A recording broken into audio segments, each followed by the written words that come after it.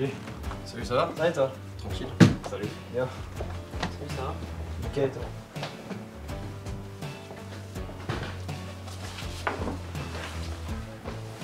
T'as préparé tes affaires, Ethan?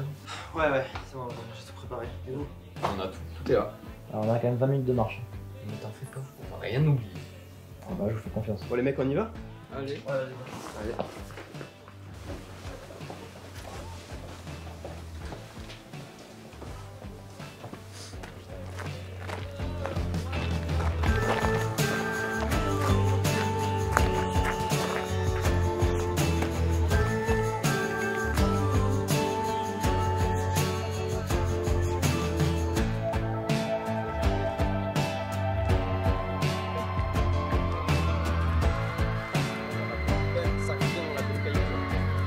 Un peu de temps pour faire les LM. Mais du coup, c'était la café, je vois, j'ai pas de moi, je suis déjà fatigué.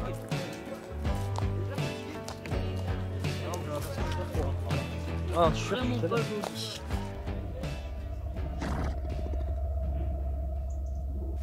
Merde, mon téléphone. Quoi? Je crois que je l'ai oublié. On s'en bat les couilles, on va camper. Mais ça fait chier. On s'en fout, Léo, viens en avance. Il fait nuit là. Ouais. Ça va? Ouais. Qu'est-ce qu'il y a?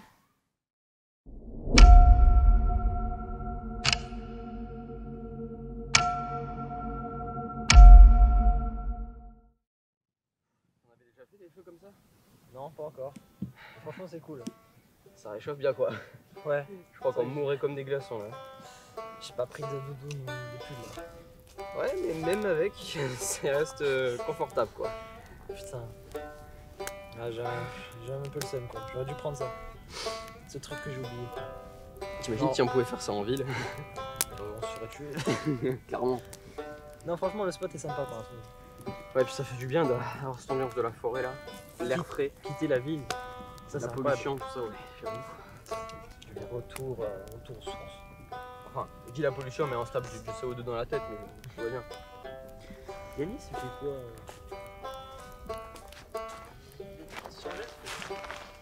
Ah, ben voilà. Ah ouais? La tenue. Tu sens bien dans ce truc? Oh, franchement. On est bien. Ah lui, c'est bien protégé là, c'est sûr. Bah, il peut quoi avoir chaud lui. Oh, Et si wow, tu- ça si dépend. tu En me plus dis que les que chaussons là, tout va bien. Les gars, nous on se raconte des histoires d'horreur. L'ambiance est bonne, on a un feu de camp, les tentes, on est dans la forêt. C'est vraiment pas mal. Franchement, ouais, ça peut être. Vous avez des histoires ou pas? Attends, je sais pas. Moi j'en ai quelques-unes. Ah ouais, ouais. Ouais, en vrai, j'en ai. J'en ai une, moi. ouais.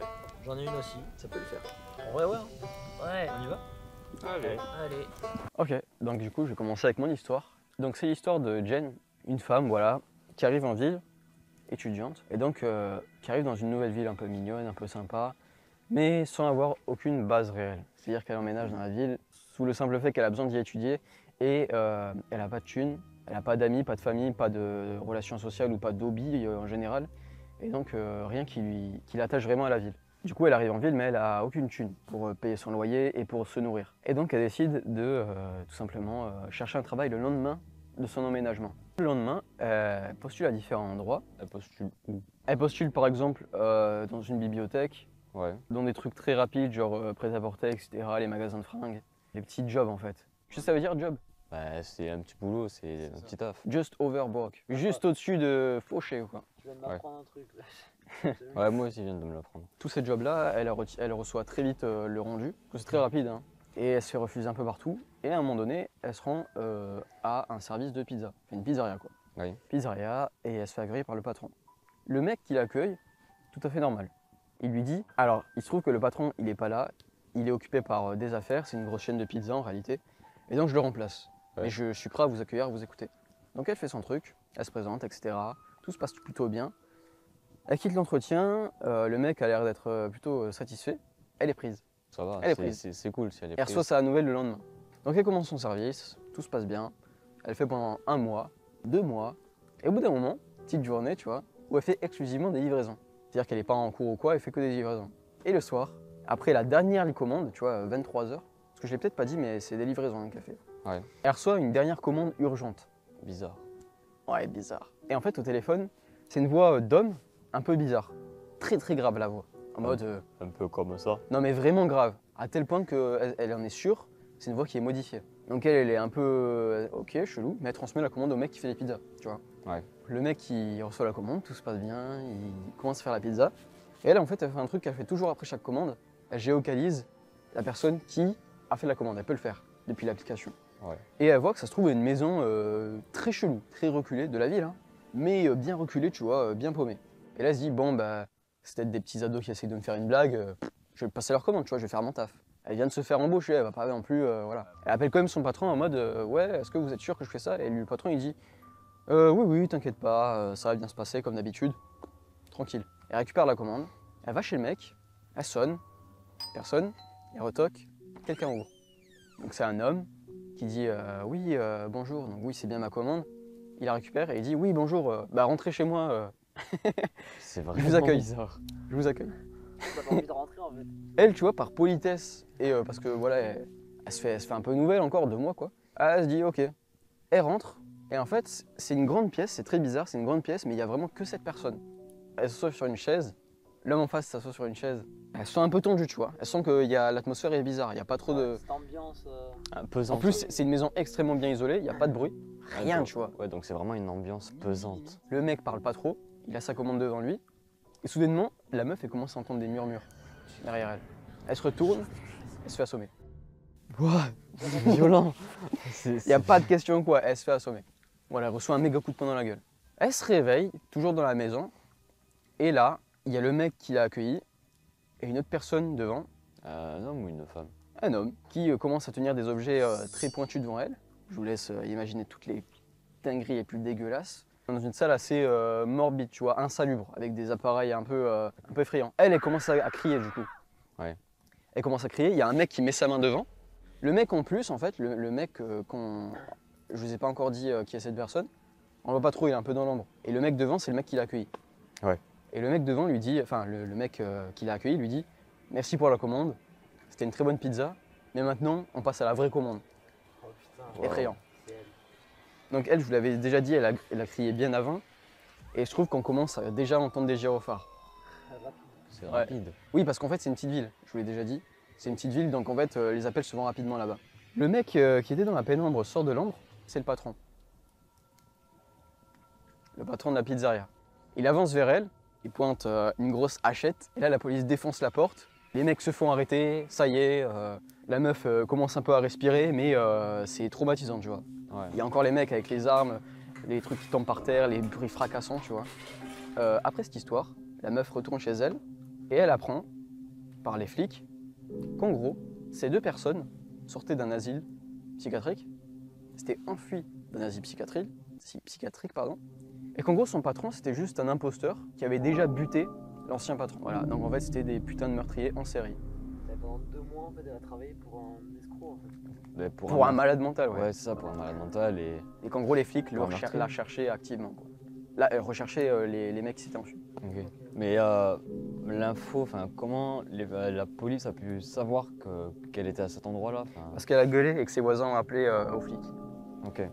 Ouais, donc en fait, t'avais quelques voisins pas très loin, ils ont C'est ça. appelé. Et du coup, ça m'a raconté l'histoire. Et cette histoire, c'est une histoire vraie. Mais t'es arrivé en fait à moi. T'avais quel âge? J'étais petit, j'avais à peu près 8 ans.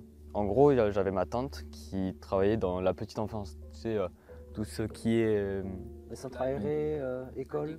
plus centre aéré école. À un moment, elle m'avait demandé si je voulais aller avec elle pour que je me fasse des amis et tout ça, parce qu'elle était arrivée dans un village où on connaissait personne vraiment, et j'étais parti chez elle pour une semaine de vacances. Mes grands-parents m'avaient gardé cette journée-là, et le deuxième jour, ma tante me prend pour que je me fasse des amis, pour que je puisse m'amuser la journée et tout ça, avec ses enfants et tout ça. Début de journée, tout se passe bien et tout, je profite de ma tante, elle me présente un peu l'école, les activités qu'il y a. Le midi, j'ai mangé avec ma tante, avec les élèves et tout ça. Bon, moi c'était pas un truc de ouf. C'était juste de T'as Bruxelles. été traumatisé juste par le repas en fait. Non, pas par le repas, par ce qui s'est passé le soir en fait. J'annonce, j'ai vomi. L'après, eux, ils avaient des pneus dans la cour. dans la cour de récré. Ah oui, C'est si, pas les des pneus gros en plastique pneus là. là. Ah non, non, c'est des pneus. Oui, dans Mais des- pneus repeints en jaune et rouge. Ouais, c'est pour jouer. C'était plus grand que tous les autres en fait. Tous les autres, ils avaient 6 ans. Moi, j'avais 8 ans. Et à un moment, je me mets au milieu d'un pneu et puis ils se disent tous, ben, tiens, on va l'entourer de pneus et tout ça. Moi, j'étais pour. Je m'amuse avec eux et tout, j'étais trop content. Ils m'entourent de pneus, du coup, ils empilent les pneus jusqu'à mes genoux, mon torse, mes épaules, jusqu'à ma tête. Et ma tante, elle me cherche et je dis, je suis là. Elle m'entend pas, je lève ma tête, enfin, du coup, je m'appuie sur les pneus. On voit ma tête dépasser, elle fait, qu'est-ce que tu fais? Elle me sort ses pneus. Moi, bien sûr, je suis resté longtemps. J'avais une envie d'aller aux toilettes énorme. Je lui demande où sont les toilettes et tout ça. Elle me montre juste le couloir. Elle me montre le couloir, elle me dit, ben voilà, tu vas au fond à gauche et ensuite c'est la première porte à droite pour les garçons et à gauche pour les filles. Je vais au fond à gauche et là, vraiment en face de ces toilettes-là, en face des toilettes des garçons, j'ai ouvert la porte. C'est vraiment comme les toilettes de collège, lycée, tout ça, c'est t'ouvres la porte et t'as plusieurs box. Et j'ai ouvert cette porte-là et je suis vraiment resté bloqué. Je sais pas, c'est trop bizarre. Je sais pas, une sorte d'énorme ombre qui s'est posée devant moi. Je suis resté tétanisé au moment où j'ai ouvert la porte. Je pouvais plus bouger. La seule chose que j'ai pu faire au bout de 5 minutes, c'est fondre en larmes, aller voir ma tante. On dirait que t'as fait une paralysie du sommeil, mais en étant réveillé du coup. Ouais, C'est mais bizarre. je sais pas, tu vois la largeur de mon pyjama. Plus large et je me mets debout avec la capuche et vraiment les bras plus longs que mes jambes. Comme une sorte d'énorme fantôme qui me regardait face. Parce que j'avais une énorme envie d'aller aux toilettes et cette envie-là, elle a été coupée en l'espace d'un millième de seconde. Tout ça, ça m'a bloqué. Je suis resté figé pendant 5 minutes. Waouh, t'as 8 ans, tu vois ça pour la première fois de ta vie. 8 ans, t'es choqué. Même aujourd'hui, je sais pas si. Mais même aujourd'hui, ces toilettes-là, je ne pourrais pas y retourner. Ça me bloquerait juste de voir cette porte Ah ouais. et le fait que je l'ouvre, que je vois ça devant moi. T'as peur en fait de réouvrir et qu'elle soit de retour. C'est ça, vraiment. Je peux ouvrir n'importe quelle porte et tout ça, mais celle-là, je ne peux plus l'ouvrir. Elle m'a amené plusieurs fois et à chaque fois, je faisais en sorte que le matin, j'aille aux toilettes. Le midi, je n'y aille pas, le soir non plus, et en rentrant à la maison, j'y aille. Je me retenais vraiment toute la journée d'aller aux toilettes. Tu l'as raconté à ta tante? Ouais, je l'ai dit à ma tante que j'avais vu ça et elle m'a dit ben, t'en fais pas, on va parler à ma mamie. J'en ai parlé à ma grand-mère et tout. Et même elle était choquée que j'ai vu ça. En gros, j'ai 2 petites histoires qui me sont passées. Un chez moi et une chez ma sœur. Donc la première, c'est chez moi. Tout se passe bien, je passe une journée très bien, il fait beau. Journée classique. Oui, journée classique, piscine, transat, bronzage. Je fais des tâches du quotidien. Et vient le soir, l'heure de se coucher. Je vais me coucher et du coup donc je me couche tranquille, il se passe rien vers minuit, 1h du matin. Ce qui est normal pour moi. Après une bonne partie de Warzone, je vais me coucher. Et je me réveille vers 4h, 5h du matin, je me réveille. En fait, je fais une paralysie du sommeil. Donc en gros, pour ceux qui ne savent pas ce que c'est une paralysie du sommeil, on est coincé dans une position, on ne peut pas bouger, on ne peut pas parler. On peut juste, il n'y a que nos yeux qui sont ouverts. Donc en gros, on peut regarder autour de nous, en face de nous ou au-dessus de nous selon la position dans laquelle on est. Et donc je me réveille, paralysie du sommeil. C'était un clair de lune parce que je me rappelle qu'il y avait la lumière de la lune qui tapait dans ma chambre. Et en face de mon lit, je vois une ombre, un peu comme Yanis, mais c'était pas la même ombre. C'était une ombre petite, un peu de petite fille. Ouais, donc pendant 5 minutes, je vois cette ombre, elle bouge pas, et après je la vois bouger, et paf, je me rendors, et je me réveille le lendemain matin.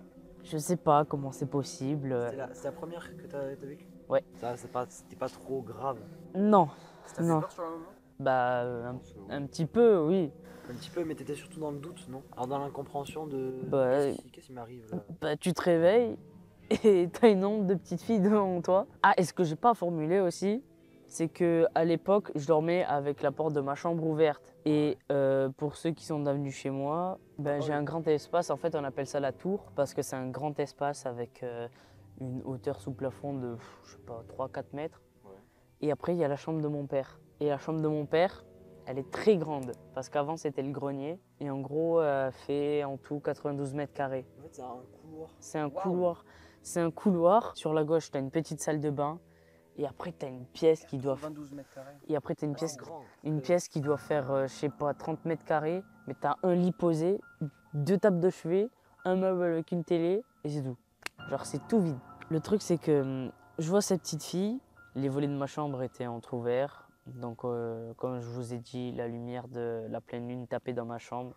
Donc ça faisait que ma chambre était illuminée. Ça illuminait un petit peu la tour. Je voyais que l'encadrement de la porte toute grande ouverte et tout noir derrière. Donc la fille, quand elle a bougé, elle est partie un peu vers là-bas et elle est partie dans la chambre de mon père. Elle est partie carrément dans la chambre de ton père. Ouais. Est-ce que tu as vu vraiment un mouvement de personnes qui couraient ou une ombre un peu floue, tu sais, tu vois pas trop? J'ai vu une personne, enfin un mouvement un petit peu, mais tu sais, comme dans les films, que tu vois l'ombre, elle part, mais comme si elle glissait sur le sol en fait. Ça, c'était pour la première histoire. Et la deuxième, c'était chez ma sœur. C'était cet été. Je vais souvent chez ma sœur en vacances quand j'en ai la possibilité. Je vais chez elle. Pareil que la première histoire, tout se passe bien. Bon, chez ma sœur, c'est dans un appartement donc c'est fermé et je passe toutes mes journées à jouer à jeux vidéo. Tout se passe bien, il fait beau, je joue aux jeux vidéo. C'est dans Toulouse donc je ne connais pas. Donc je n'ai pas envie de sortir parce que je ne connais pas, voilà. Quand je connais pas et que j'y vais tout seul, bah bon après c'est pas que j'ai peur hein, mais c'est chiant quoi. Donc je joue et vient le moment où je vais dormir aussi. Mais cette fois-ci chez ma soeur vu qu'elle travaille, on dort plus tôt, vers 23h, 23h30. Une heure normale, Léo. On s'endort et on se réveille en sursaut vers un peu plus tôt cette fois-ci, l'heure où je m'endors chez mon père, 2h, 3h du matin. On se réveille en sursaut, on se regarde tous les deux, on se demande qu'est-ce qu'il y a, on allume la lumière et on voit la table de chevet. La chambre de ma soeur elle est pas grande, hein, elle doit faire 14 mètres carrés. Pour vous illustrer, il y a le lit de ma soeur, un placard, la porte pour aller dans le salon parce que c'est un petit appartement. Et la table de chevet, on la voit carrément à moitié renversée. Vous avez pas entendu le bruit? Ben si, justement, c'est pour ça qu'on s'est réveillé en sursaut. Ok, ouais. On se réveille en sursaut par un bruit et on voit la table de chevet complètement retournée à moitié chambre. Mais là, comme si quelqu'un l'avait poussé. Comme si quelqu'un lui avait mis un gros chassé. En fait, il y a le lit. Ben, en gros, la table de chevet, elle est collée contre le mur. Et bon, on l'a vu renverser, mais à la moitié de la chambre, vers la porte de l'entrée de la chambre, avec tous les objets qu'il y avait dessus tombés par terre, éparpillés. Okay. Et on ne sait pas du pourquoi, du comment. C'est arrivé une fois, et on s'est peut-être dit que c'était le chat, mais... Voilà, déjà, extrêmement fort. Oui, voilà. Donc, voilà pour mes histoires. Je vais vous raconter mon histoire. C'est l'histoire de Jules, du coup, qui vit seul. Il s'est fait quitter par sa meuf il y a 2 ans. Donc il a 30 ans. Et il a une fille avec son ex, du coup. Donc il a sa propre maison et son ex aussi. Et en fait, donc sa fille qui a 6 ans, qui s'appelle Zoé, fait une semaine sur 2, enfin un week-end sur 2. En gros, elle passe un week-end chez son père et après elle passe la semaine chez sa mère, l'autre week-end chez sa mère et tout. Vous avez compris, de garde d'un enfant. Vient du coup le week-end où Jules, du coup le père, a Zoé chez lui. Il va chercher à l'école le vendredi. Ils rentrent, ils se posent, ils se racontent leur journée, comment ça s'est passé chez maman et tout. Ils se regardent une petite série le soir, ils mangent ensemble. Le soir, il part aller coucher Zoé dans sa chambre. Il remarque que la fenêtre est ouverte. Bon, il check quand même un peu dans la chambre parce que bon, enfin voilà, tu laisses la fenêtre ouverte, t'es jamais sûr. Je ferais la même chose. Il ferme la fenêtre, il fait bisous du soir, voilà, bref, normal. Il laisse entrouvert la porte de la chambre de Zoé. Il faut savoir que la maison, elle est située, il y a l'entrée, t'as la cuisine, salon, et en fait t'as un petit couloir avec salle de bain sur le côté, toilette. La chambre à Jules est quasiment à côté de celle de Zoé. Et celle de Zoé, elle est tout au bout de la maison, avec après un bureau, mais lui, c'est rare. Du coup, voilà, il a couché Zoé. Lui, il part se regarder une petite série sur Netflix, hein, normal, dans le salon. À 1h du mat, 2h du mat, il décide d'aller se coucher. Du coup, il va dans sa chambre, il va se coucher. Au moment où tu rentres dans la phase où tu commences à t'endormir, il se fait réveiller par un cri, un hurlement. Comme si Zoé était en train de crier, mais c'est un hurlement, c'est pas un cri. Du coup, il se lève en trombe. Il part courir dans la chambre à Zoé, il ouvre la porte et Zoé dort. Il se dit mais j'ai pas rêvé, j'ai entendu un cri. Il se dit bon, ça a dû peut-être être dans mon rêve, j'étais en train de m'endormir, j'ai halluciné. Il repart dans sa chambre, il retourne se coucher et là, plus rien. Il se passe la nuit, le matin, il se réveille, il demande à Zoé c'est toi que j'ai entendu crier pendant la nuit. Et Zoé dit non. Non, j'ai rien entendu. La journée se passe, ça me dit rien d'anormal. Excepté une chose, il regarde des séries avec Zoé. Du coin de l'œil, en fait, il a le visuel sur la chambre à Zoé. Tu sais, qui est au fond du couloir, la porte est ouverte. Et en fait, il y a un moment où, du coin de l'œil, il voit quelque chose passer. Il ne pas trop sur ça. Du coup, vient le soir, il mange, tout se passe très bien. Il couche Zoé. Lui, il se regarde encore une série. Il fait que regarder des séries tout le week-end. Lui, il part se coucher encore. Et au moment où il commence à s'endormir, il y a un cri. Mais là, cette fois-ci, par contre, c'est pas un hurlement. C'est comme si là, Zoé était en train de se faire égorger. Ah. Là, c'est pas pareil. Et en fait, là, il commence vraiment à prendre ça au sérieux. Du coup, il se lève, il rentre dans la chambre à Zoé. Et cette fois-ci, il la voit assis sur le lit, les pupilles noires. Et il se dit, là, je comprends plus rien. Quoi les pupilles noires? Mais en gros, les pupilles grandes ouvertes, quoi. Il essaye de rassurer Zoé, lui demander ce qui s'est passé. Et elle lui dit rien. Il s'est rien passé. Il lui dit, t'as fait un cauchemar? Et il dit, peut-être. Je sais pas. Elle a 6 ans, peut-être qu'elle veut pas trop en dire. Il lui dit tu veux dormir dans ma chambre? Elle lui dit non, c'est bon. Il est pas trop rassuré. Et il part se coucher. Et il a du mal à s'endormir. Vraiment beaucoup de mal. Parce que avec ce qui lui est arrivé, il est terrorisé. Et évidemment, bon, la fatigue prend le dessus, il se rendort. Il se refait réveiller par un cri. Cette fois-ci, il se lève encore une fois, il rentre dans la chambre et il n'y a plus Zoé. Ah. Il n'y a plus Zoé du tout. C'est empire. Ah oui, non, mais en fait c'est progressif en fait. Et du coup il soulève la couverture, il la cherche, il ouvre le placard. Il va pour pouvoir aller la chercher dans la cuisine, dans la salle de bain, peut-être qu'elle est partie dans... Il n'y a plus la porte. Il n'y a plus la porte, c'est un mur. À la place de la porte, il y a un mur. Il est coincé dans la chambre. Il se retourne et à la fenêtre, il se voit, lui, mais pas comme si c'était son reflet ou comme s'il se voyait dans un miroir. Il arrive à se reconnaître, mais comme si c'était lui, mais déformé, avec la mâchoire décalée, des yeux qui sont pas à la bonne place, des articulations, des membres qui sont déformés, un plus grand que l'autre. Il se retrouve face à ça, la chair de poule, tétanisé complet. Il tombe, il perd conscience totalement. Et puis au moment où il rouvre les yeux, il voit que la fenêtre est grande ouverte. Donc la chose qui était derrière la fenêtre, qui était fermée, n'est plus là. Et la fenêtre, elle, par contre, elle est grande ouverte. Il est persuadé que cette chose, elle est rentrée. Il se retourne, il regarde derrière lui, où il y a le placard, et il voit cette chose, c'est lui, mais déformé. Il ferme les yeux, il sait très bien qu'il va mourir, en fait, c'est le jour où il va mourir. Et il entend le cri. Il entend Zoé crier, il réouvre les yeux, il voit plus la personne, la silhouette. Il voit Zoé, la porte, tout est rentré dans l'ordre. Il se jette sur Zoé et il lui dit on s'en va. Il prend Zoé, ses doudous, il trace à travers la maison, il prend les clés de la voiture, il se barre chez ses parents. 3h, 4h du matin, voilà, il sonne chez ses parents. Il passe la nuit chez ses parents, il leur explique. Et le lendemain, directement, il veut plus retourner dans la maison. Ouais. Et il a dû expliquer ça du coup aussi à son ex, qui doit récupérer Zoé juste après. Et Zoé qui a à moitié suivi l'histoire. On dirait qu'elle était là, mais que c'était une autre Zoé à partir du moment où elle criait. Un truc bizarre. Et il n'a pas d'explication à ça. Et en fait, il a plus jamais dormi dans cette maison et plus jamais remis les pieds, à part pour déménager. Et en fait, il a aménagé chez ses parents directement. Et la maison a été vendue. Là, c'est gros traumatisme. Voilà, mon histoire. C'est assez... Tu me fais bader aussi. J'entends des bruits depuis... Ouais, derrière, c'est vrai que des fois, il y a des bruits derrière, là. Mes yeux, là, ils se déforment. Ta gueule. C'est ce que je suis en train de me dire. Je suis en train de me dire, c'est là ses yeux. Ça, c'est pas cool. Léo, le feu, t'aurais pu le tenir. Oh, ça va, hein, commence pas, c'est pas facile. Le flash. Ah, mais on a la même idée. Je vois rien. Ah putain. Désolé, Sérieux? Simon. Yanis? Je sais pas où il est. Les mecs, ils rigolent. J'ai rien entendu. Je sais pas où il est. Tu as pas entendu Moi, j'ai pas entendu. Yanis Yanis? Yanis Venez, on se lève, je sais pas. Il était très bien. Chercher. Yanis Yanis! Yanis! Yanis Putain, il est parti où? Yanis! Yanis Yanis! Attendez les gars, on fait une pause. Je sais pas, faut faire un truc là. On va jamais le trouver dans la forêt.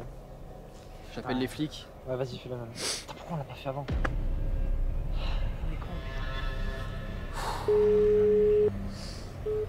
Il est mal. Et mec, j'ai pas de co. Fait quoi les gars? Il faut qu'on continue là. Je crois qu'on captait au camp. Eh ben on y va! Bah vas-y go. Putain.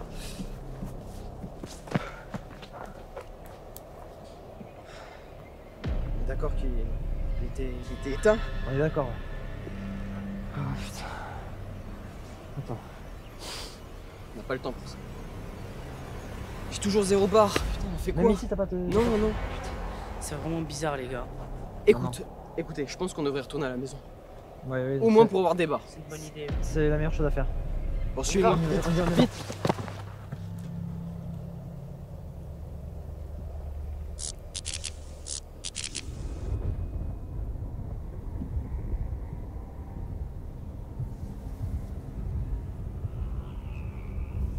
Les gars?